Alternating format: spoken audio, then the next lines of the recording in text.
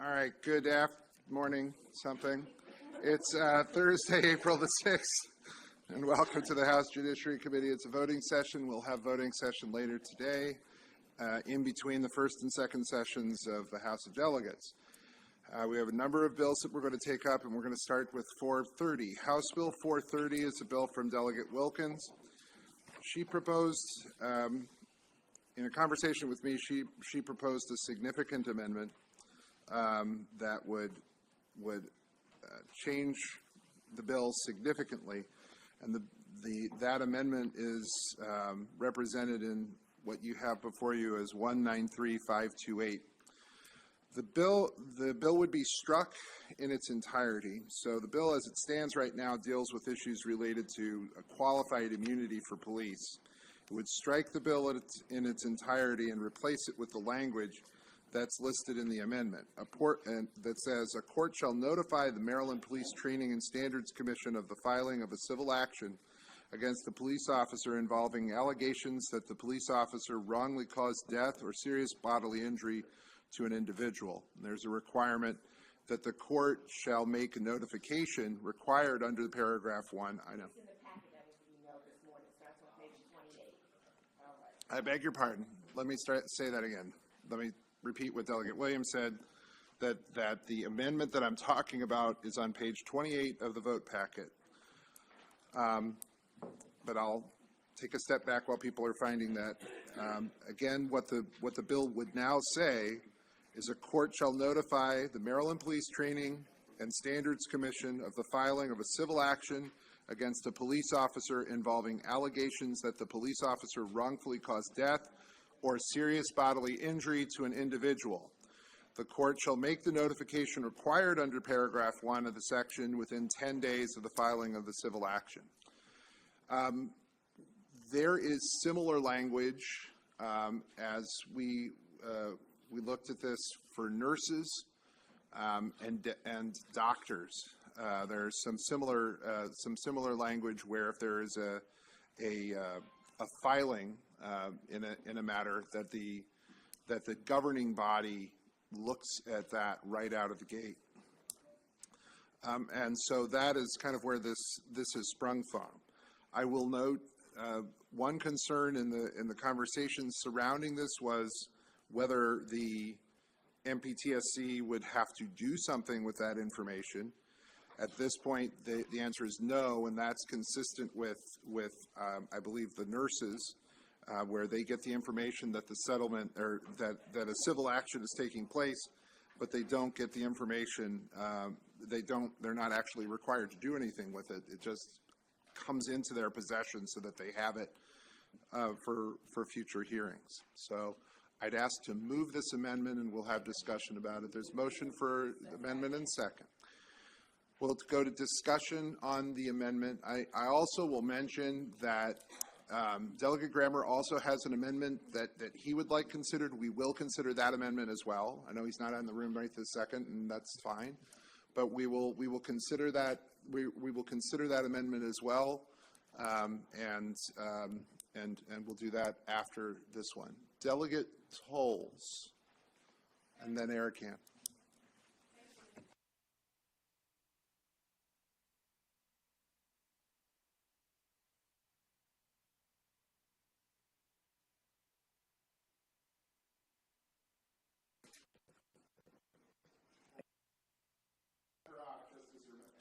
Sure. Yeah. So the amendment was proposed by Delegate Wilkins, and that she's had conversations with me. It's in my name because it came from the conversations that we had. Delegate Tolles. Thank you, Mr. Chair. I just wanted I had two questions. Number one, I want to make sure that Delegate Wilkins is okay with this. I know you have had substantial conversation. Just to be candid, we've had a lot of conversations about this. I think, to be frank, she would like to see that next step. She would like to see MPTSC actually have to do something with the information. Mm-hmm. The challenge that we have is the suit hasn't taken place yet. So mm-hmm. by providing the information to MPTSC that there has been a filing, it at least puts sort of a flag out mm-hmm. there. But what commonly will happen there were previous incarnations in part of the discussions where this would be only relevant at a time of a settlement. But a lot of the settlements are sealed. So then the question would be, well, how does MPTSC find out about something that has been sealed and who tells them? And that became part of that conversation. So the thought here is, if nothing happens with regard, if nothing happens with regard to the filing that happens, there's going to be something that if there is a settlement or something, there will be at least some indication that a settlement happened. The details may not be available, but there will at least be a flag for that. So this at least puts something out there to let people know that happened. Oh, okay. Delegates. So I just had Yeah, go ahead. So where it says police, it looks like everything of police is taken out to public employees. No, that's Delegate Grammer's amendment that he wants to talk about in a second. Okay, so this is for what the purposes of just what you just indicated. It's only Police officers. Only police officers. The okay. amendment that is 193528. Okay, I'm just looking at the packet. Okay, got it. Thank you. All right. Delegate Erican, then Grammer, then Young. Thanks. I just want to make sure I understand. So we've got amendments here, and then after that we've got a reprint. Is the reprint including your amendment? I believe that's correct. I'd have to look at council. Is this the reprint they have for 430 is reflective of the amendment that I crafted? Claire? Claire's double checking. Okay. And then did any of the other people that came in unfavorable weigh in? Did they give any feedback on it? Have they seen it? And how do they feel? I know that there have been people who have spoken to the Fraternal Order of Police who and spoke to them, and they just to be candid, right? They're not supportive of the amendment. I Okay. think it's safe to say that they're not supportive of the amendment. Having said that, we did have conversations with them and let them know what was happening here today. Yeah, but did they not give any indication whether is it better or is it worse? Compared to ending qualified immunity. Okay. I love he has the same face as me. It's called the opposite of the resting face. It's the expressive face. So I'm picking up what you're laying down. It's going the right direction, but not there yet, essentially. Well, sure. I mean, I think the FOP does not want to end qualified immunity. Right.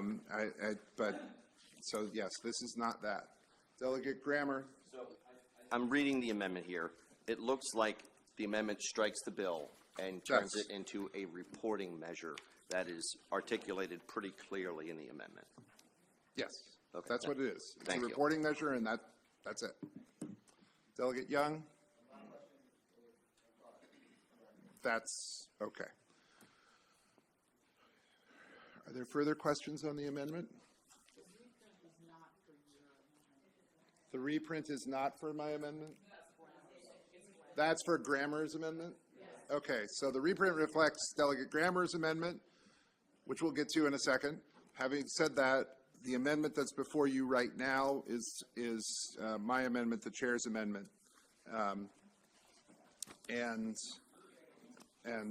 there's a motion already in a second. Delegate Williams has a question. Know what the numbers were again of your The amendment? numbers Mr. for my Chair? amendment, 193528. Thank you. All right. Says yes. Delegate Conaway. Chairman, so on page 3, line 20 through 24, that's taken out of the bill also? It strikes the bill altogether. Yeah, it strikes the 5% of the $25,000. It strikes all of that. Thank you. It strikes all of that. And the only thing that's left remaining is the language that's at the bottom of the bill, or at the bottom of the amendment. Right, correct. All right, here we are. So with that, all in favor of the amendment, please raise your hands. Anybody opposed? The amendment's adopted. We're on House Bill 430, but we have Delegate Grammer had an amendment. Do you still wish to press your amendment? Okay. Thank you, Mr. Chair. I appreciate it. So just very briefly, my amendment would have made the bill apply to all public employees, but seeing that we've kind of changed the principle of the bill, I won't offer the amendment, but thank you. I appreciate that. All right. There's a motion for a favorable on the bill as amended. Is there a second? Second. All right. Any further discussion on the bill as amended? Seeing none. The Vice Chair? Yes. Yes. Munoz? No. Crutchfield? Yes. Yes. Cardin is excused. Bartlett? Yes. Embry? Yes. Pasteur? Yes. Tolles? Yes. It's all right. Schmidt? No. Simmons? Yes. Boucher? No. Phillips? Yes. Tomlinson?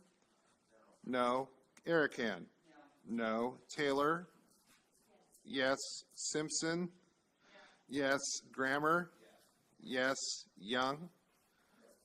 Yes. Valentine? No. Conaway? Yes. Kaufman? Yes, I'd like to be added. Okay. Kaufman is an add-on. Williams? Yes. Yes. Does anyone else wish to be added on to the bill? Looking around the horseshoe. Simmons? No one else. All right. Thank you very much. All right. That's House Bill 430. Senate Bill 191, Prince George's County's Office of the Sheriff. It's a motion for a favorable. Is there an amendment? There's an amendment that conforms, right, to the House bill? There's a motion to, and second. Is there discussion on the conforming amendment to the House bill? Seeing none. All in favor of the amendment to conform, raise your hands. Anybody opposed? Delegate Schmidt still, okay. All right, but it's adopted, so the amendment to conform is adopted. There's a motion for favorable on the bill. Is there a second? Second. All right, any further discussion? Seeing none, the Vice Chair. Yes. Munoz? Yes. Yes. Crutchfield? Yes. Yes. Cardin is excused. I'll get it right at some point. Bartlett? Yes. Yes. Embry? Yes. Pasteur? Yes. Tolles?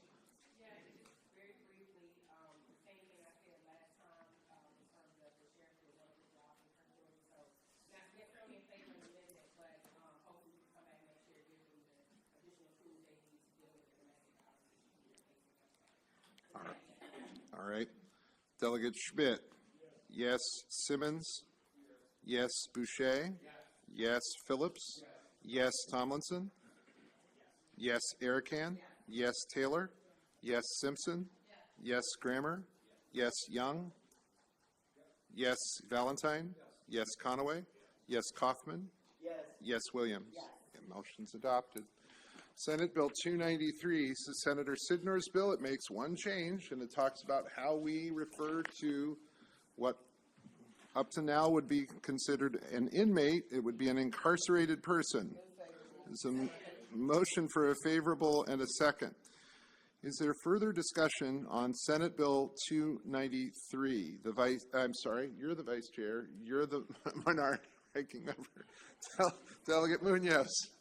All I saw was lights. I mean, I'll take the, promotion, but Are you can sure? someone, no. Can someone explain to me? Are you going to ask me to explain what the bill does? Because it'll be really I brief. mean, I'm reading it, but why? Not what it does, but why? Delegate Williams, yeah. I think the Senator did a great job at the bill hearing and explaining. It's basically nomenclature that the Department of Corrections is currently using anyway. It just makes it a little bit more humane in nature and reasoning why. Claire will clarify. What I heard Senator Sidnor saying Can you was come that. to the mic, please? Now my mic works. What I heard Senator Sidnor say was that the term inmate just kind of labels a person as, you know, this is their identity, they're an inmate. But when you say incarcerated person, it's like saying this is a person and they're incarcerated at this time. And so it is more, it conveys more dignity and it's more humane. I believe that was his argument. Delegate Bartlett? I was just wondering if this change all of the text of the codes. I was just wondering, do we have to do a correction bill later or anything? Claire can talk about. Says the bill directs the Department of Legislative Services to make the change throughout the code. Okay. So I believe that would be included in next year's corrective bill. Okay, thank you. Thank you, Mr. Chair. My question's more about, okay, from a, try to phrase this properly. I understand this, but if we're putting it in statute, are individuals going to be penalized? If I'm a correctional officer, and how far is this going to go as far as just normal conversation? Or is this just for, in documentation and policies? Is the wording is just going to be in the written documents where individuals can then be penalized or disciplined because they're using terminology that's incorrect? There's nothing in the bill that speaks to discipline. It only reflects what it's going to look like in the annotated code. In the annotated code for in That's it. writing, that's, Yeah, okay. that's it. Okay, thank you. Any further questions? Seeing none, we have a motion and a second on a favorable. The Vice Chair. Yes. Yes, Munoz?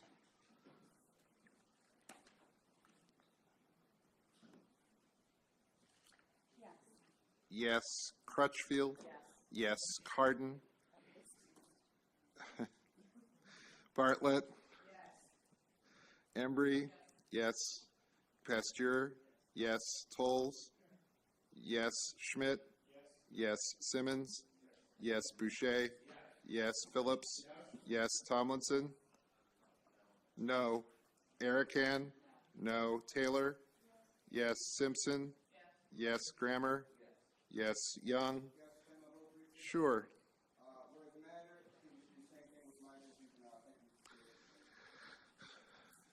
Young votes yes. Valentine? No. Conaway? Yes. Kaufman? Yes. Williams? Yes. Motion's adopted. Senate Bill 330, Senator Reedy. Senate Bill 330 has an amendment. There's a motion on the amendments and a second. This is Claire. This is the body cameras, right? Okay. Claire, can you help us with what the amendments here do here? I believe there is Peace in the Valley here now on I'm not sure that there was a lot of conflict, but I think they've gotten there. You'd have to come up to the, one moment, please.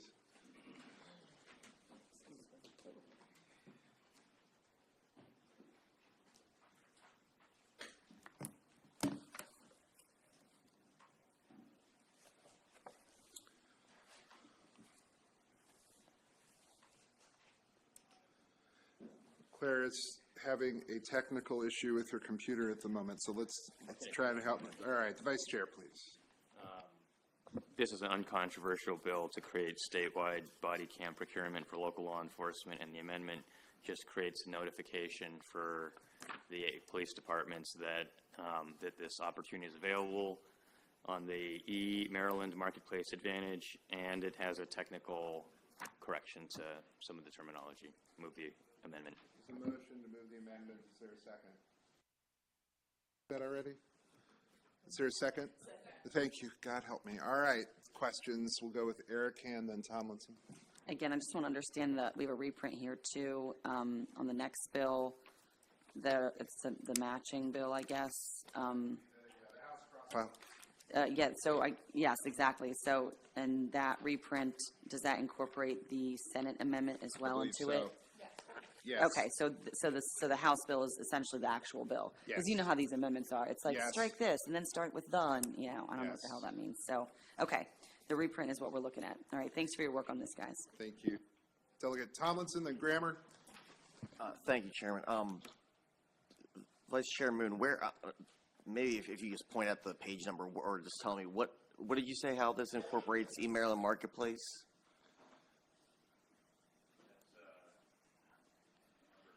On the amendment. I don't know, do you have the printed amendment? I've got the PDF, or both actually, PDF. It's number 6835524/1. Okay. Okay, cool. Thanks. Appreciate it. Thank you, Mr. Thank you, Mr. Chair. I just wanted to clarify. So the reprint looks like, no, I'm sorry, I'm looking at something different. Is this the amendment we discussed in subcommittee? And we did not take the amendment in subcommittee. Okay, okay. All right, thank you.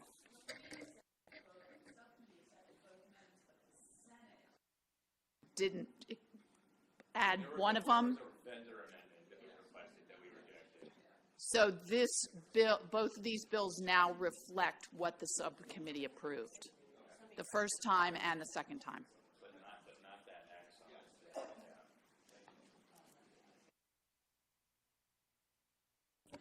All in favor of the amendment, please raise your hand. Anybody opposed to the amendment? Seeing none, the amendment's adopted. We're on the bill as amendment. There's a favorable motion and a second. Any further discussion on the bill? Seeing none, the Vice Chair? Yes. Munoz? Yes. Crutchfield? Yes. Cardin? Is excused someday? Yes. Okay. Bartlett? Yes. Embry? Yes. Pasteur? Yes. Tolles? Yes. Schmidt? Yes. Simmons? Yes. Boucher? Yes. Phillips? Yes. Tomlinson? Yes. Erican? Yes. Taylor? Yes. Simpson? Yes. Grammer? Yes. Young? Yes. Valentine? Yes. Conaway? Yes. Kaufman? Yes. Williams? Yes.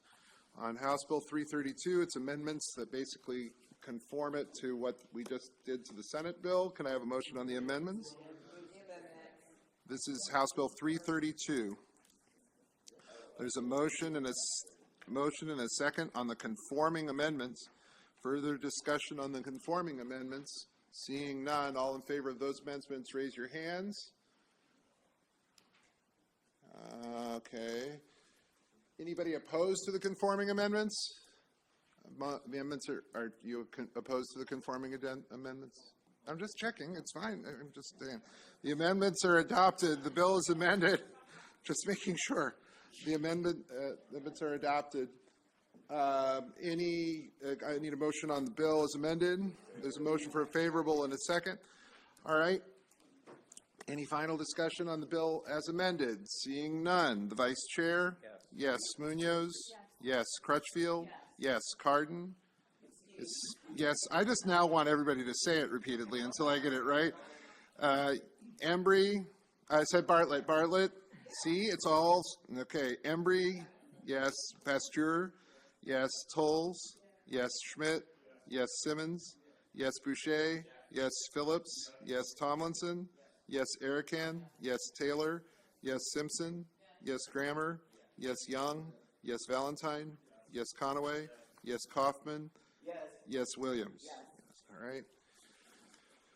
Okay, so that's 332. Senate Bill 859 is the Senate cross-file of Delegate Williams' bill on the Reproductive Health Protection Act. There are no amendments. We passed the Senate version when we passed the House bill. There's a motion for a favorable and a second. Is there discussion on the bill? Again, this is in the same posture that we passed the House bill. Seeing none, the Vice Chair? Yes. Munoz? Yes. Crutchfield? Yes. Cardin? Is excused. Yes. Okay. Bartlett? Yes. Embry? Yes. Pasteur? Yes. Tolles? Yes. Schmidt? No. Yes. Simmons? Yes. Boucher? No. Phillips? Yes. Tomlinson? No. Erican? No. Taylor? Yes. Simpson? Yes. Grammer? No. Young? Yes. Valentine? No. Conaway? Yes. Kaufman? Yes. Williams? I don't think my ears worked properly. Munoz? No. The motion is adopted.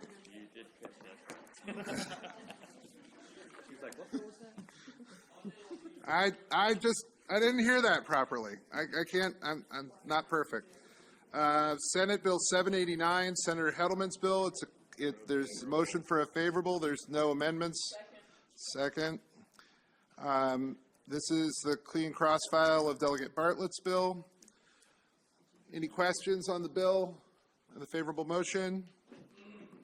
Seeing none, the Vice Chair, Munoz, Crutchfield, Cardin is excused. Bartlett, Embry, Pasteur, Tolles, Schmidt, Simmons, Boucher, Phillips, Tomlinson, Erican, Taylor, Simpson, Grammer, Young, Valentine, Conaway, Kaufman, Williams. Right. Sorry? They all voted yes. Okay. Well, okay.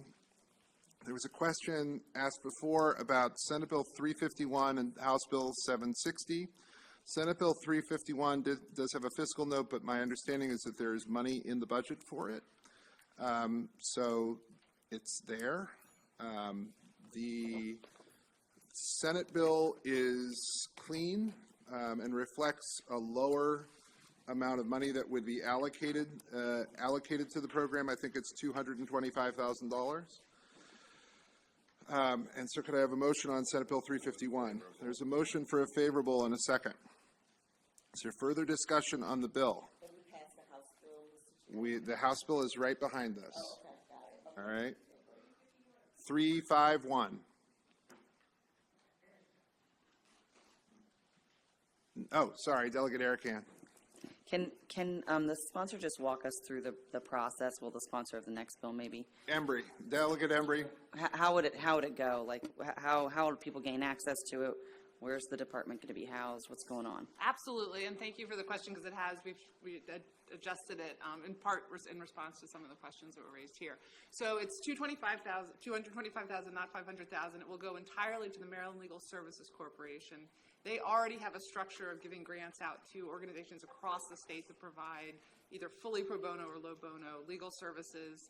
This will go out through that grant structure only to nonprofits that provide or able to and provide services to seniors, because this bill is limited to assisting people with issues related to aging, life estate deeds, wills and trusts, special guardianships, et cetera. And so it'll go out through their normal grant process. It will go only to people making 50% of area median income and below, and to seniors. There's not an age limit in the bill, as Delegate Munoz pointed out, and that's correct, but the grantees, typically 60, it's 60 and above is their age limit because they also receive other funding, including federal grant funding, so that is the requirement under federal grant funding. So people 60 years and older, 50% of AMI and less, statewide, senior legal services. Okay, and so the reason why it is age limited is because all of the third parties that would be eligible for the money are already restricted by federal law to only assist people that are 60 and above. Yes, So at they least would with lose- regard to the money, with the services they're providing to seniors. Okay, interesting. Do you have a list of those? There is a great list. The Maryland Legal Services Corporation has a list of everyone they give money to. It's everyone you would expect, and it's entities statewide. There's, I think, maybe 50 of them. Okay. 50. Maryland Volunteer Legal Services, Legal Aid of Maryland, the Midshore, yeah. Okay. All right. And so you feel like with these groups that it's going to appropriately cover statewide. It's Yes. going to get everybody. We're not like there's not just a few firms that are just here and there. No, and I encourage you to look. Yeah, they have a statewide network. Okay. Awesome. All right. Thank you. Thank you. I would just say I think this is a very interesting program, and as I mentioned at the bill hearing, for those of us who are barred attorneys and sometimes have to write 0 next to our pro bono hours, there are good programs that are out there to help get trained to be able to help people to do these things. And as all of us sometimes find out, and I certainly found out with my parents, having the appropriate estate planning documents is really, really important. So that's my pitch for this. All right, Delegate Taylor.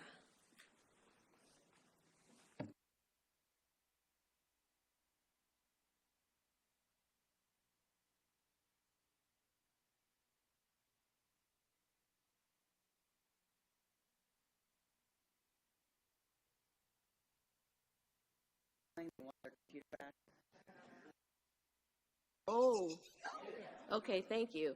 I noticed in my notes, and I know we probably talked about this during the hearing, do you have a sense of why we went from 75% of the median income to be qualified to 50? Was that a budgetary issue, or?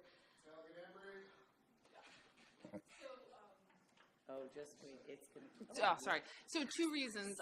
One was practical. The Maryland Legal Services Corporation only serves 50% of AMI and below, and so having them administer money with different eligibility would really have been a problem for them, so they pushed back. Additionally, they and other advocates argued that the need is so great for poor families that even though it would be great to also serve sort of moderate income families, and I hope we will in the future, that it was more important, since we have limited money, even more limited based on our budgetary constraints this year, that it would make sense from a policy standpoint to focus at all on low income. Thank you. All right, any further questions on the bill? There was a motion for a favorable and a, oh, sorry, Delegate Valentine. That being said, with $225,000, just as a starting point, and knowing what billable hours are for a private, how many people could this actually impact statewide? I mean, Well, actually, it's mostly done by pro bono attorneys. So a lot of these nonprofits, they'll have staff attorneys, but they'll farm out most of the work to pro bono attorneys in the area. so I understand the pro bono, but so why is it cost? What are we paying then for? What do we pay? So some of it will pay for. There are staff needs at the nonprofits, experienced staff who have knowledge in this area, and it also allows them to administer the pro bono piece of it. So is this program similar to the program with like the rental, like where the attorneys are paying for like rental assistance, like for when they have to combat like landlord tenant? Is this a similar type of program going to be? Yes. Is it like that? You know, when we had the attorneys that represented tenants in landlord tenant, is this like another program? But they like wouldn't that? have to go to court necessarily. This is basically providing greater coordination across the state for pro bono assistance for people who need help getting wills and advance directives drafted. If they meet under an income guideline. Correct. Sure. They might, yeah. Delegate Munoz. So just to answer that question, in a previous firm that I was with, they did like an extensive amount of pro bono family law, and they wouldn't take people like off the street who said like, I can't pay my attorney's fees. But what they did is they used Midshore Pro Bono, which is like a nonprofit.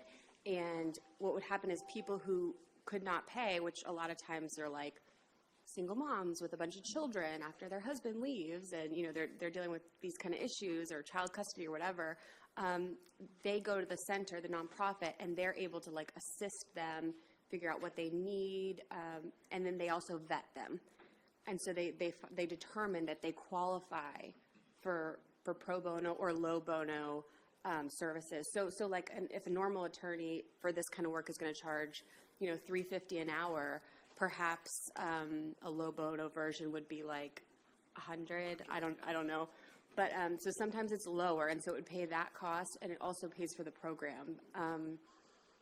And so I've seen it work with family law, and I think this would just be the estates and trust portion, just for those 60 and older. So this is the third party, so connecting the need with the pro bono attorney. Exactly. This is the middle person. Exactly. Okay. Yeah, understand. That's what because I'm the law firms can't vet everyone, right? Right. Correct. Yes. But now I have more questions. Conway?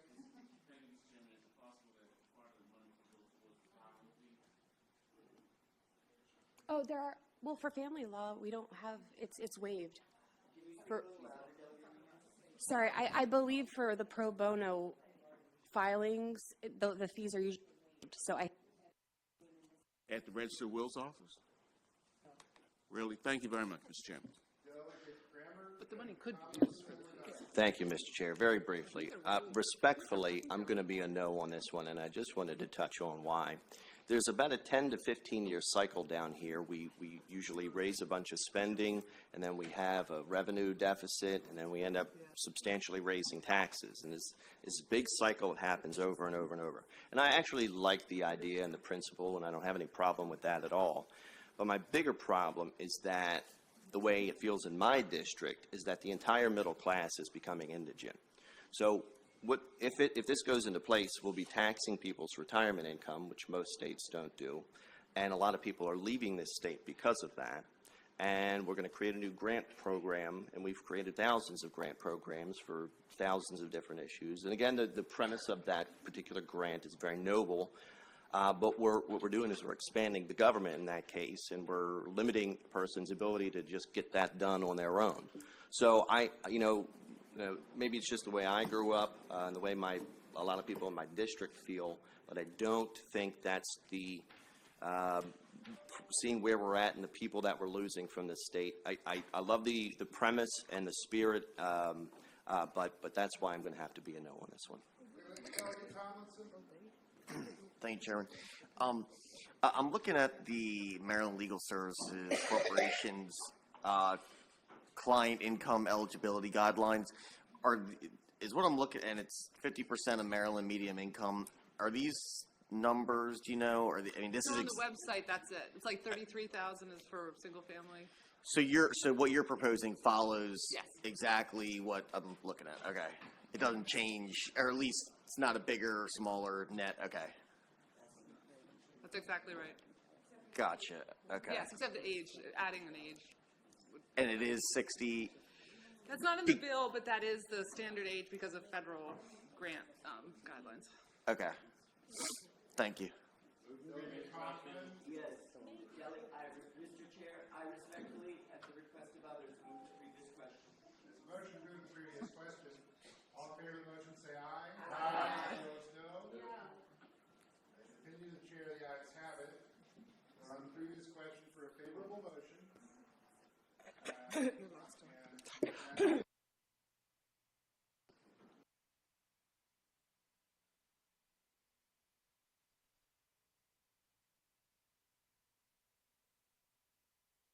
Are going to pay either now or we're going to pay later in probate court. And I think it's better to be preventive than to be reactive. Embry? Yes. Pasteur? Yes. Tolles?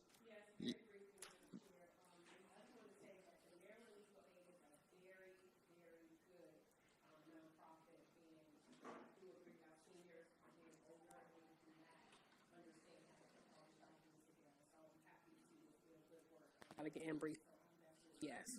Thank you. Schmidt? Yeah, yes. Simmons? Yes. Boucher? Yes. Phillips? Yes. Tomlinson? Yes. Erican? Yes. Taylor? Yes. Simpson? Yes. Grammer? No. Young?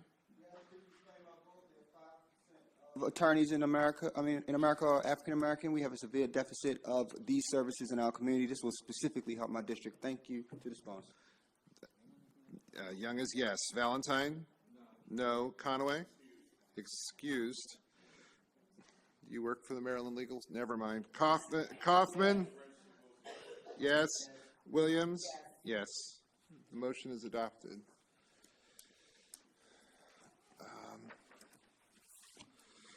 All right, the House cross-file, there's an amendment to, there's a motion on the amendment to, all right, is there a second? All right, amendment and a second to conform House Bill 760 to the Senate bill that we just passed. Any discussion about that? All in favor of that amendment, raise your hands. 760, House Bill 760.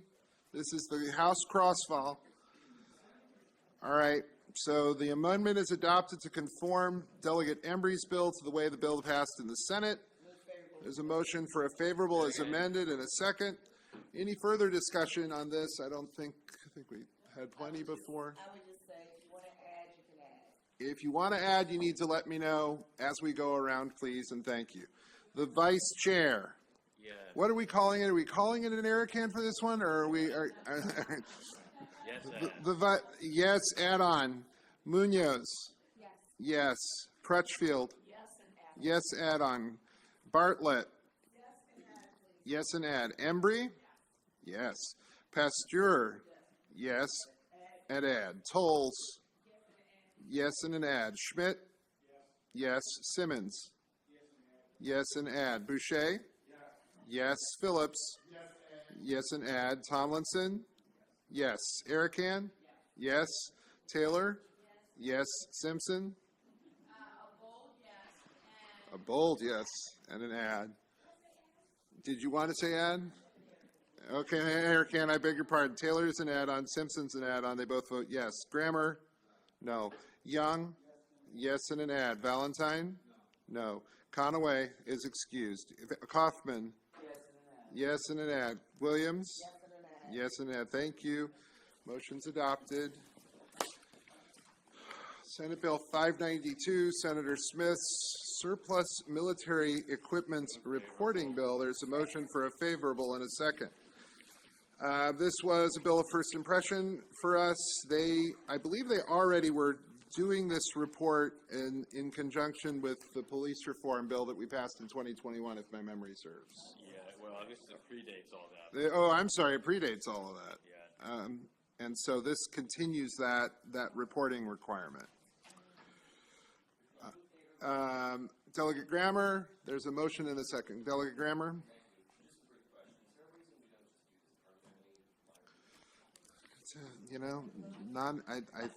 I think that's effectively what this bill does. It doesn't sunset it anymore. Oh, okay. Yep.